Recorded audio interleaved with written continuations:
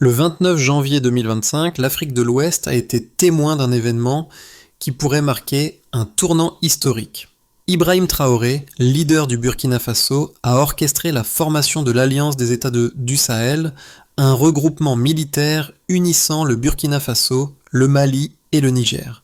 Mais qu'est-ce que cela signifie pour l'avenir de la région ?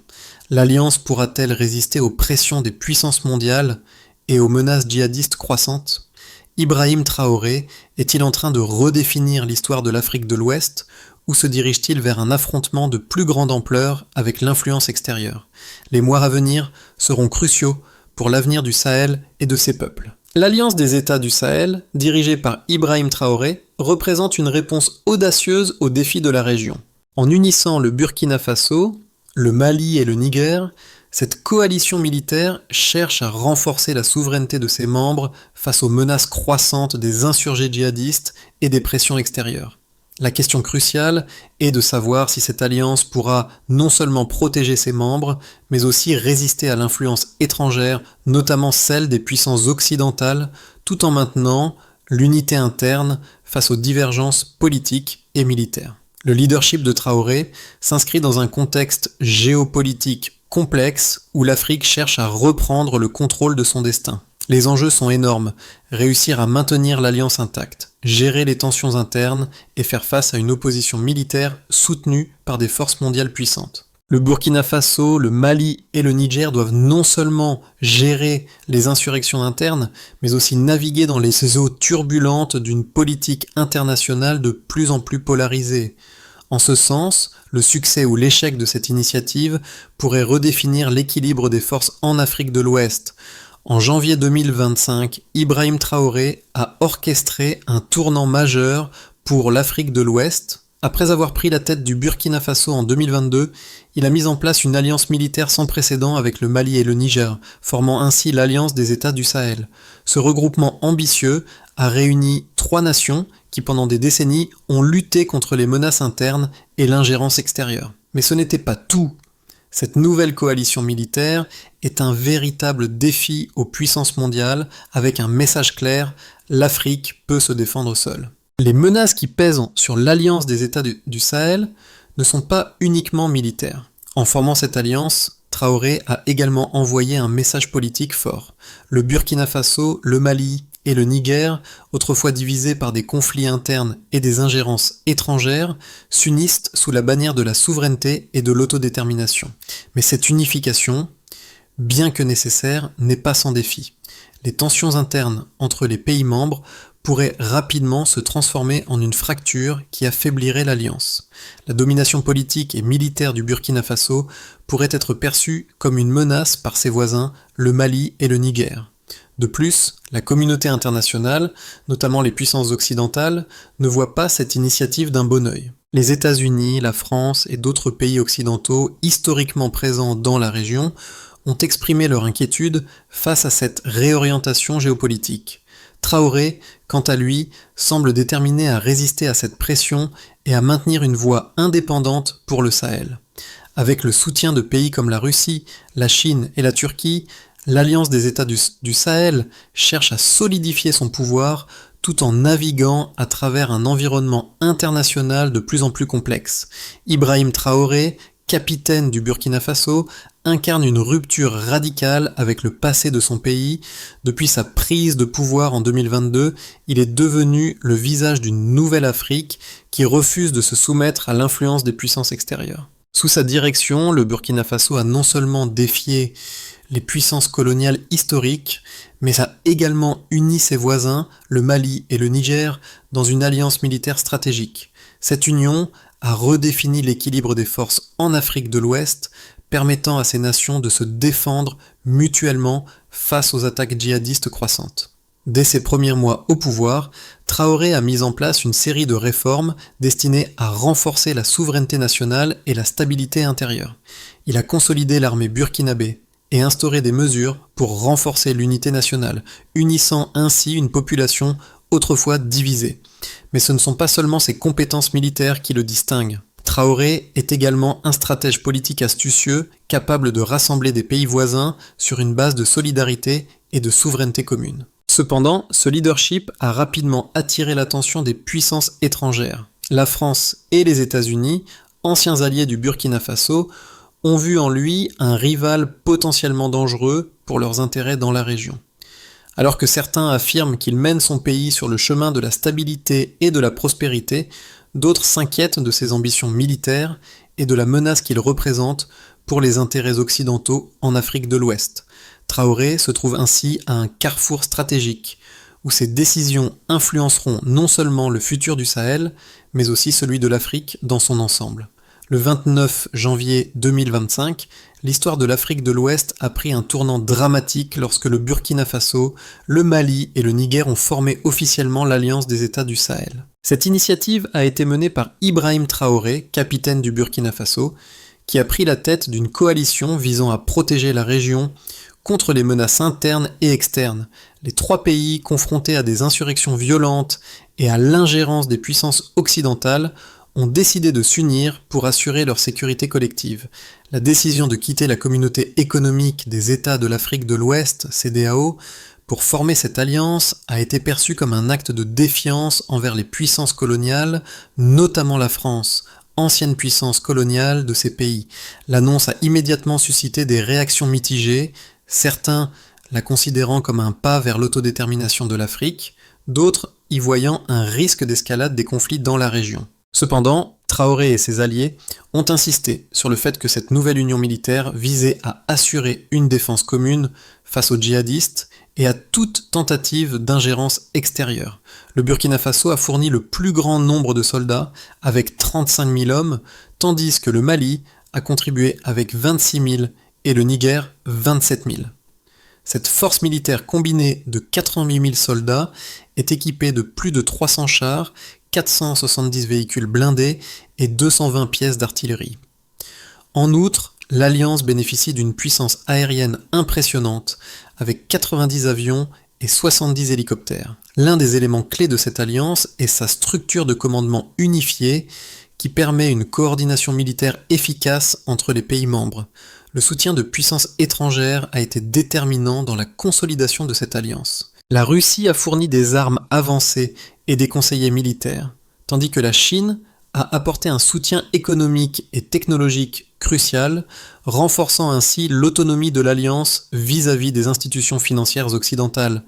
La Turquie a également contribué avec son expertise en matière de drones et de tactiques de guerre, renforçant ainsi les capacités militaires de l'Alliance des États du Sahel. Cependant, ce soutien extérieur n'est pas sans conséquences. Les puissances occidentales, notamment la France et les États-Unis, ont exprimé leurs préoccupations concernant cette nouvelle alliance. Les sanctions économiques et l'isolement diplomatique ont été utilisés comme levier pour tenter de freiner l'influence croissante de l'Alliance des États du Sahel. En réponse, Traoré a renforcé les relations avec la Russie, la Chine et la Turquie, qui ont apporté un soutien militaire et diplomatique essentiel. Sur le terrain, l'Alliance des États du Sahel a immédiatement pris des mesures pour renforcer la sécurité régionale. Des opérations militaires coordonnées ont été lancées pour repousser les insurgés djihadistes, en particulier ceux affiliés à l'État islamique au Grand Sahara, EIGS, et au groupe de soutien à l'islam et aux musulmans, GSIM. Ces groupes, qui contrôlent encore environ 40% du territoire du Burkina Faso, représentent une menace constante pour la stabilité de la région. Cependant, grâce à l'unité militaire de l'Alliance et à la coordination des renseignements, plusieurs offensives ont été repoussées, marquant un succès stratégique pour la coalition. En dépit de ces victoires initiales, les défis restent immenses. Les pays membres de l'Alliance des États du Sahel doivent faire face à des insurrections croissantes, à des populations déplacées et à une pression extérieure de plus en plus forte. Les tensions internes entre les pays membres, en particulier entre le Burkina Faso et ses voisins, le Mali et le Niger, continuent d'être une source de préoccupation.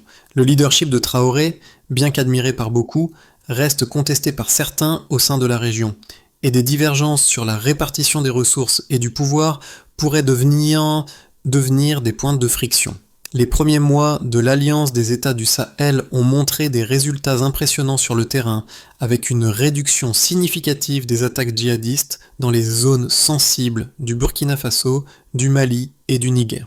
Selon des rapports internes, l'Alliance a réussi à réduire de 30% les attaques djihadistes dans les zones frontalières du Burkina Faso et du Mali en l'espace de 6 mois.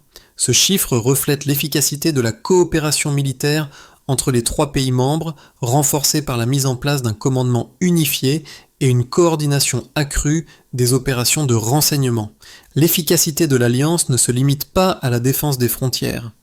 En termes de capacité militaire, l'Alliance dispose d'une force impressionnante de 90 000 soldats répartis entre les 3 pays membres, ce qui en fait l'une des forces militaires les plus importantes en Afrique de l'Ouest.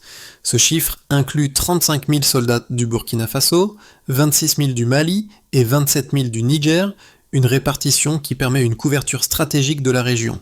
La force aérienne de l'Alliance, composée de 90 avions et 70 hélicoptères, renforce encore sa capacité à mener des opérations à grande échelle contre les insurgés djihadistes.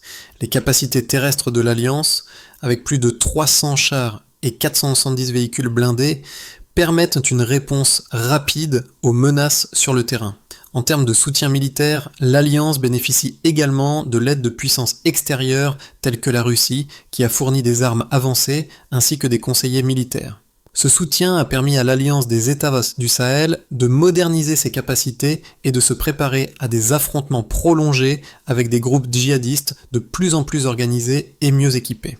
D'un point de vue stratégique, la structure de commandement unifiée de l'Alliance a joué un rôle clé dans l'amélioration de l'efficacité des opérations militaires. Le partage de renseignements entre les pays membres a permis une prise de décision plus rapide et plus coordonnée, ce qui a été essentiel dans les combats contre les insurgés. De plus, l'intégration des réseaux de renseignement des 3 pays a renforcé la capacité de l'Alliance à mener des actions ciblées et à minimiser les pertes civiles.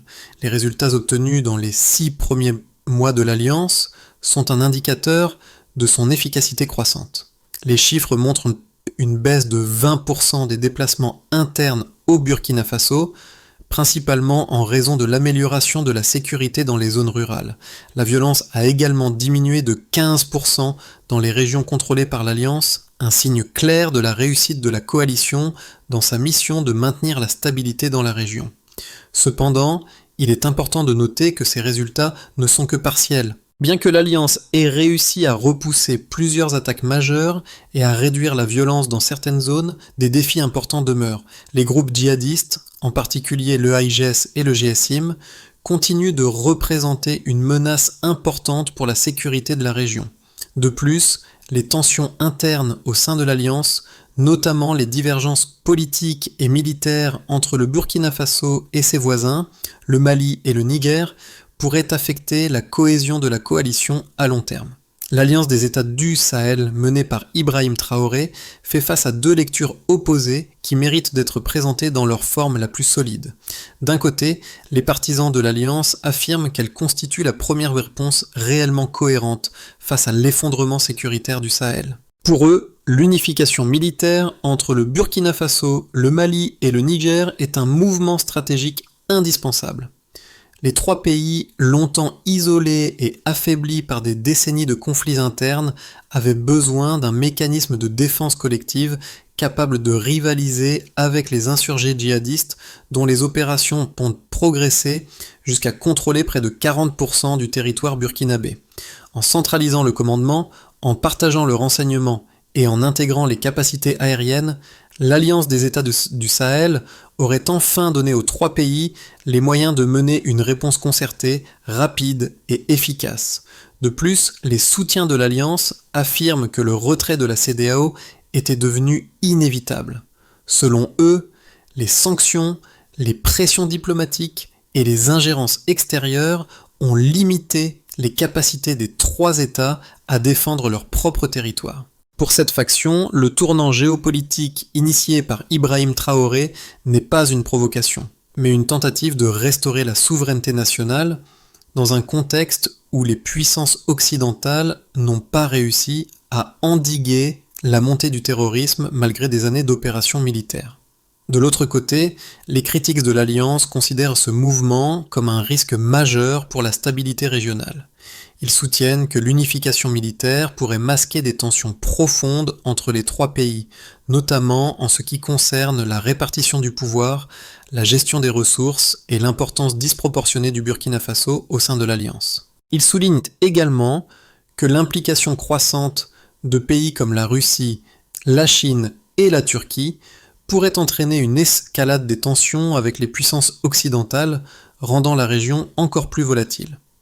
Ces deux lectures opposées montrent que l'Alliance des États du Sahel se situe à un point d'équilibre fragile, où chaque avancée sécuritaire s'accompagne d'un risque politique significatif.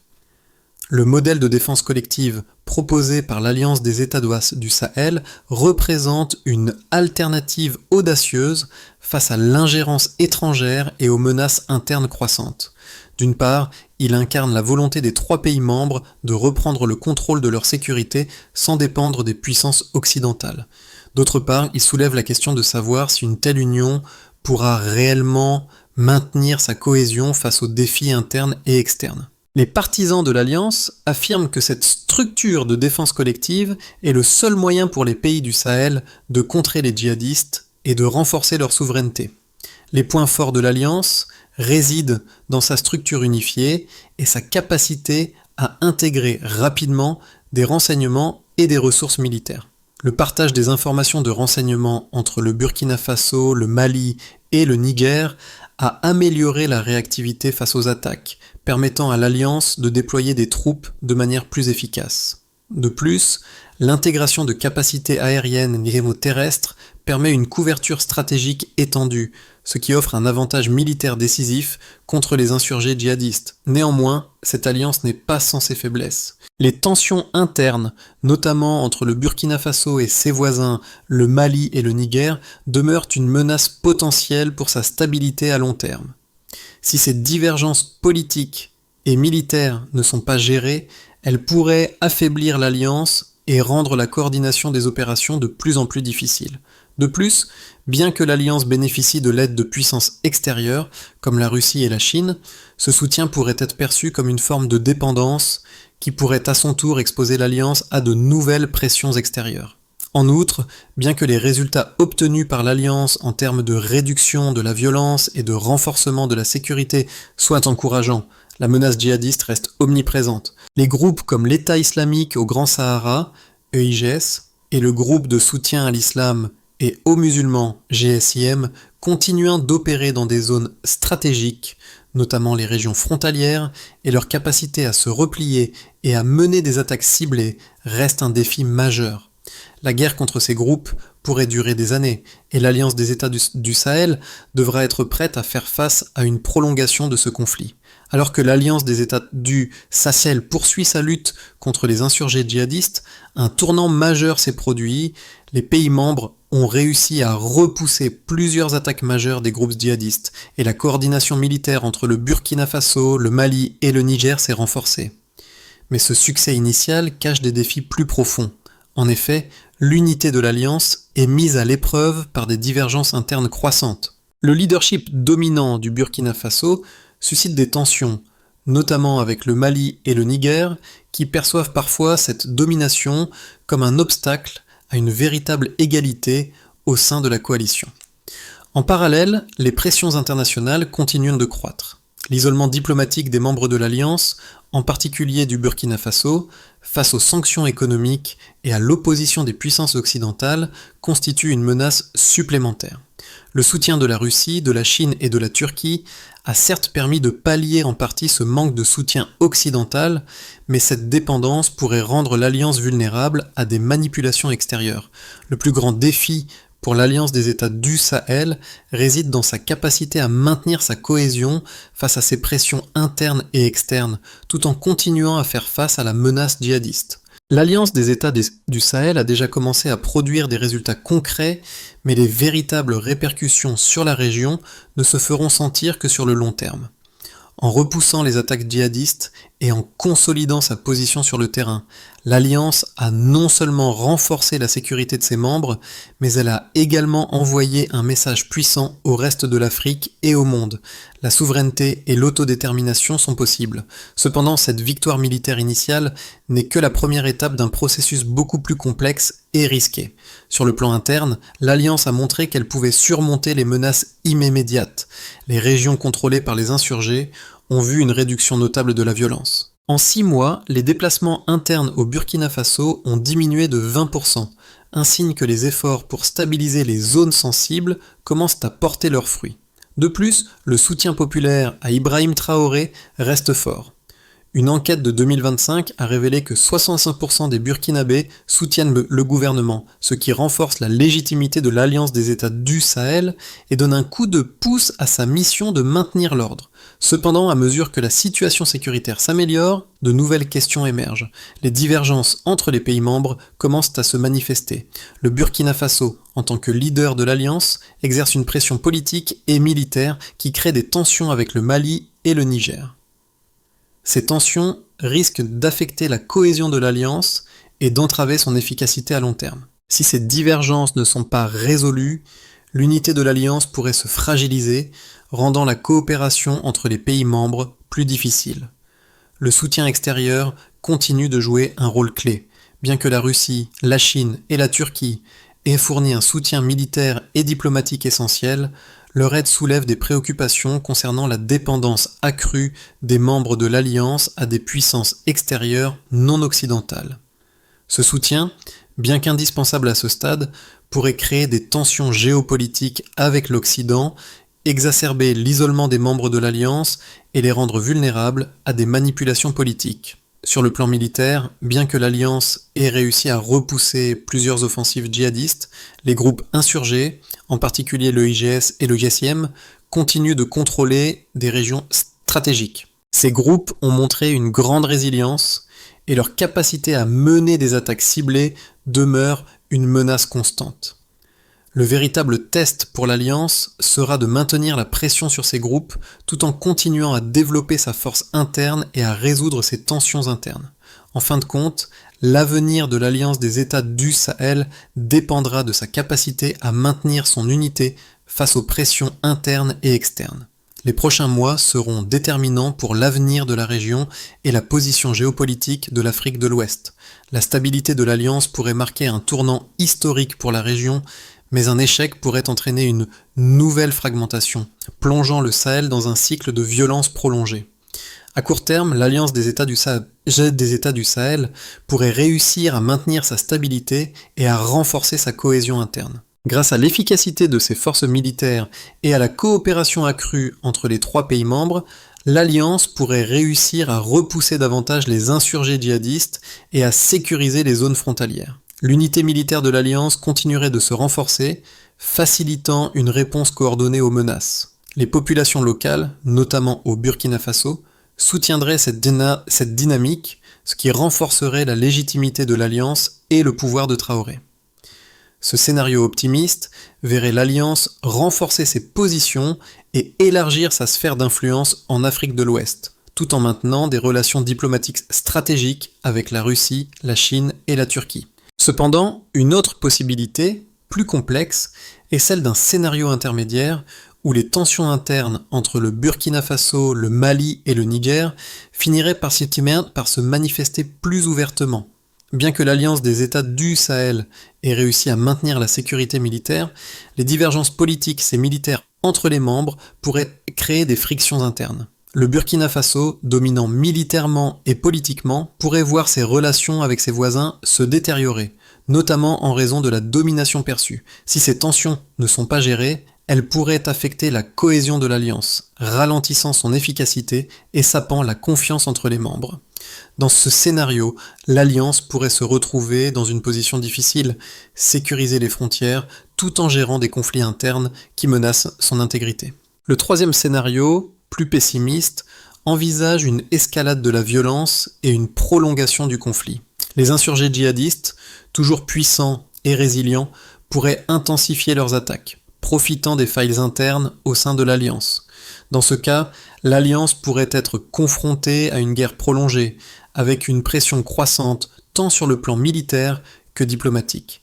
Les tensions entre les membres de l'Alliance, couplées à l'isolement diplomatique croissant, pourraient fragmenter l'unité de l'Alliance, entraînant un affaiblissement de ses capacités de défense.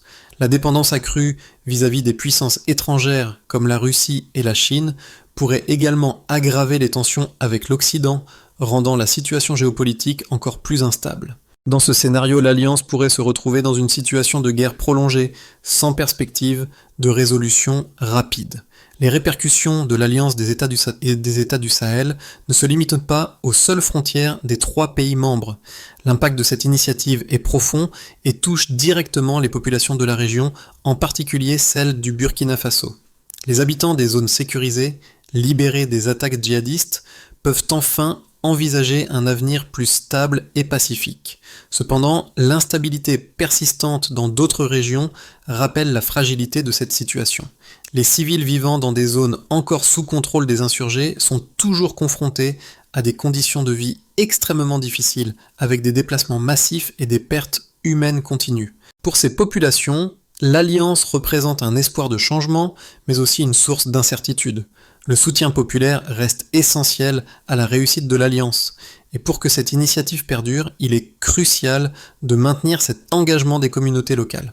Les autorités burkinabées, avec l'appui des autres pays membres, doivent veiller à ce que les mesures de sécurité soient étendues à toutes les régions et qu'elles bénéficient directement à la population. Par ailleurs, l'impact économique des conflits dans la région reste préoccupant. L'Alliance devra rapidement intégrer des initiatives de reconstruction et de développement économique pour éviter que l'instabilité ne soit perçue uniquement à travers une lentille militaire. Les habitants du Sahel sont plus que jamais confrontés à un dilemme: choisir entre une stabilité précaire imposée par l'Alliance ou risquer l'effondrement total si les tensions internes ne sont pas résolues. Ces populations aspirent à la paix, à la sécurité, mais surtout à la dignité retrouvée. L'Alliance devra répondre à ce besoin de manière tangible et efficace, sous peine de voir cet espoir se transformer en désillusion. Pour que l'Alliance des États du Sahel soit réellement un modèle de stabilité et de souveraineté, plusieurs étapes concrètes doivent être franchies dans les mois à venir. La priorité immédiate est d'assurer la cohésion interne de l'Alliance, en réglant les tensions entre le Burkina Faso, le Mali et le Niger. Il est crucial de mettre en place des mécanismes de décision et de partage des ressources qui garantissent une égalité politique et militaire au sein de l'Alliance.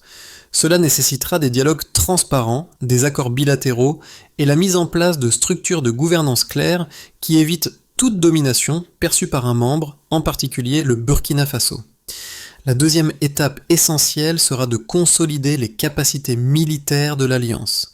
Bien que les forces combinées des 3 pays aient montré leur efficacité sur le terrain, l'Alliance devra continuer à renforcer sa logistique et ses capacités de renseignement. La coopération régionale en matière de sécurité doit s'étendre à l'ensemble de la région du Sahel afin d'assurer une réponse rapide et coordonnée aux menaces extérieures et internes. En parallèle, un investissement dans les infrastructures de défense, y compris les centres de commandement et de communication, permettra de maximiser l'efficacité des opérations militaires communes. La troisième étape sera de prendre des mesures immédiates pour relancer l'économie régionale.